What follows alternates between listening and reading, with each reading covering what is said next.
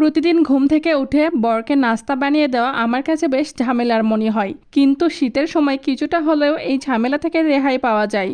Because বেঁচে যাওয়া রাতের ভাত আর বাসার সামান্য কিছু উপকরণেই তাকে আমি ফ্রাইড রাইস বানিয়ে দিলে সকালের নাস্তার ঝামেলাটা একদম কমে যায়। ফ্রাইড রাইস করার জন্য প্রথমে আমি একটা ডিম ভালোভাবে ফ্রাই করে নিয়েছি। ডিম উঠে নেওয়ার পরে সেই তেলেই দিয়ে দিব পেঁয়াজ কুচি, মরিচ কুচি দিয়ে ভালোভাবে ভেজে হালকা ভাজা হয়ে আসলে এর ভিতরে দিয়ে দিব গত রাতের বেঁচে যাওয়া ভাত দিয়ে ভালোভাবে নেড়েচেড়ে ভেজে নিব। মোটামুটি ভাজা হয়ে আসলে এর ভিতরে দিয়ে দিব আগে থেকে ফ্রাই করে রাখা ডিম দিয়ে আবারও ভালোভাবে নেড়েচেড়ে মিক্সড করে নিব।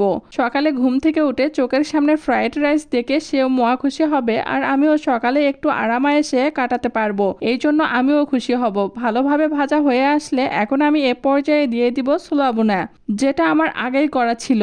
ফ্রাইড রাইসের ভেতর ছোলা ভুনা দিয়ে ভালোভাবে নেড়েচেড়ে নিব, এতে করে ফ্রাইড রাইসের স্বাদ যেন আরও দ্বিগুণ হয়ে যাবে। ছোলা দিয়ে ভালোভাবে ভাজা হয়ে গেলে এখন আমি এ পর্যায়ে ফ্রাইড রাইসের ভিতরেই দিয়ে দিব ধনেপাতা।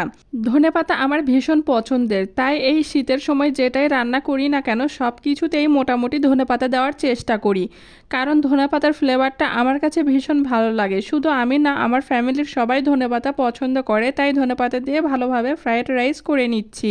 আমার আর আমার বরের মতন আপনারা কে কে ফ্রাইড রাইস খেতে পছন্দ করেন অবশ্যই আমাকে কমেন্টস করে জানাবেন। আপনারা সবাই ভালো থাকবেন, টাটা।